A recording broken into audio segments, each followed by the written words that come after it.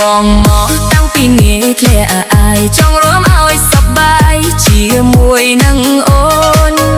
បងមកតាំងពីនេះធ្លាក់អាយចង់រួមឲ្យសប្បាយជាមួយនឹងអូន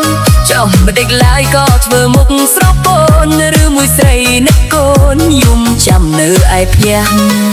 ខ្លួនខ្ញុំ